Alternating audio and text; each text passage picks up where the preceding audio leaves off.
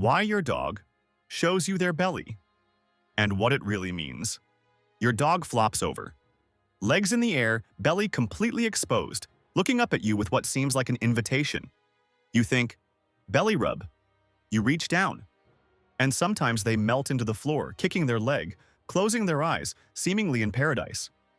Other times they tense up, or they snap, or they get up and walk away before you've even made contact.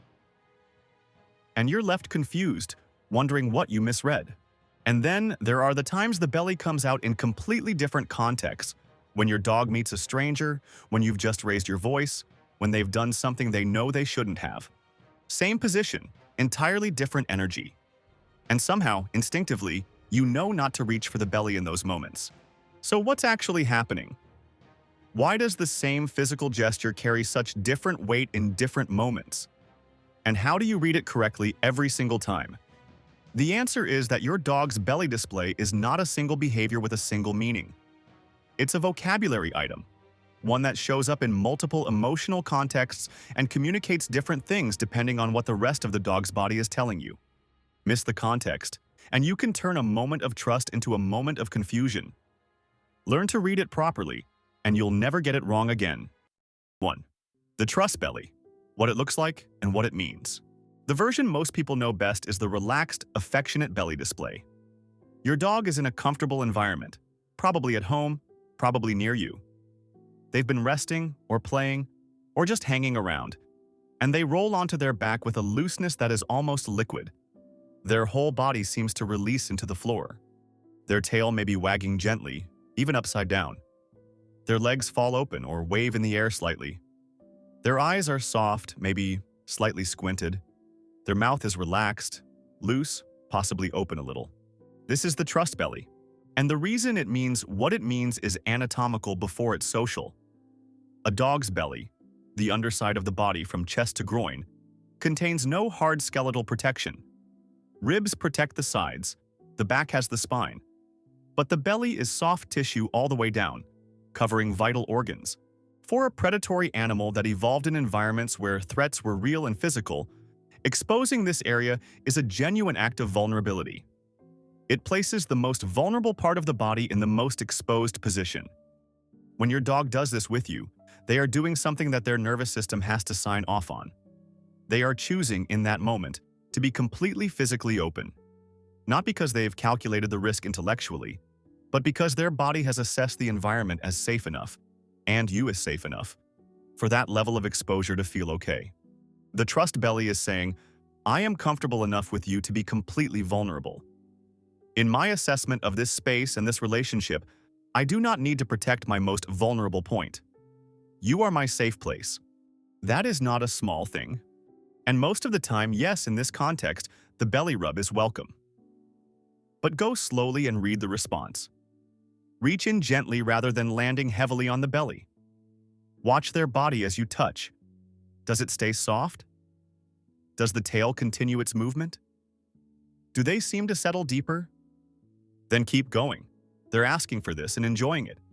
But if at any point they stiffen even slightly, or if they look away, or if their tail stops and their hind legs close up, pause. They may need a lighter touch, or they may need you to stop.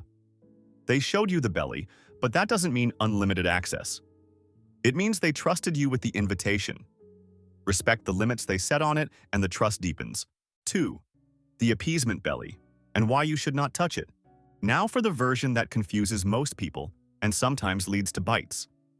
Your dog rolls over, and on the surface it looks the same. Belly up, on their back. But everything else is different. Their body is tight instead of loose. Their tail is tucked between their legs rather than wagging. Their legs are close together rather than falling open. Their head is turned away or their chin is tucked. Their eyes are wide and avoidant. They may be showing a thin strip of teeth, not in a threat, but in a subtle appeasement grin. They may be licking the air or licking at you without making contact. This is the appeasement belly. In dog social communication, rolling over and showing the belly to another dog or to a human is a well-documented submissive gesture. It signals, I am not a threat. I am deferring to you. Please don't harm me. In wolf and feral dog social structures, Subordinate individuals use this posture to communicate their non-threatening status to dominant or aggressive individuals. It de-escalates conflict. It says, as clearly as body language can say it, "I give up." When does your dog do this with you? Usually in moments of perceived tension or threat. When you're upset and your voice has changed. When they've done something wrong and they're reading your body language. When a situation has become overwhelming and they're trying to make it stop. When they're meeting an unfamiliar person or dog who feels too big, too fast, or too direct. The critical thing to understand here is that this belly is not an invitation. It is a stress response. And reaching in to touch or rub the belly of a dog in this position can make everything worse. From the dog's perspective, they've already done the most submissive thing they have available. They're in their most vulnerable position, sending the clearest possible signal that they mean no harm. And then a hand arrives from above, toward their most exposed point, in a context that is already stressful. That combination, vulnerability plus approach in a threatening context, can trigger a defensive snap. Not aggression. Panic. And the resulting bite often gets labeled unpredictable or out of nowhere, when in reality every signal the dog had was already on display. What do you do instead? Be calm. Lower the energy in the room. Give the dog space to get up on their own terms. Avoid direct eye contact. Lower your posture if you can, and give them a moment to decompress. Once they've gotten up and the tension has reduced, that's when you can offer gentle, reassuring contact. From the side, on their terms, starting soft. 3. The play belly, reading what it's asking for. The third context is the one that happens in the middle of active play. Your dog is romping around, maybe wrestling with you or chasing something, and they suddenly flip onto their back mid-game. This one is different again. The energy is high, not low. The body is loose in a wriggly, bouncy way, not the melting softness of the trust belly, and not the rigid tightness of the appeasement belly. They may be panting and bright-eyed. They may be pawing at you from their back. They may roll back over a second later and be right back in the game. In play, the belly flip is often an invitation to keep playing. It's part of the game sequence, a momentary shift in position, not a full stop. Some dogs flip to invite wrestling, to grab a toy at a different angle or to reset the chase. Others flip as a kind of play appeasement, a signal that keeps the play going without it escalating. I'm still here, I'm still having fun, but let's stay friendly. In this context, you can engage gently. A quick belly rub can be part of the play, or you can just let the play continue as they roll back over. What you don't want to do is treat the play belly like the trust belly and hold them there for a long belly rub when they clearly wanted to keep moving. Read the energy. If they want contact, they'll lean into it. If they want to keep playing, their body will tell you. They'll squirm, bounce up, paw at you. Subscribe if this is changing how you read your dog's body language. Because the next section is where most owners start making small mistakes that add up over time. 4. Why some dogs love belly rubs and others don't. Individual variation in how dogs feel about belly contact is real, and it matters.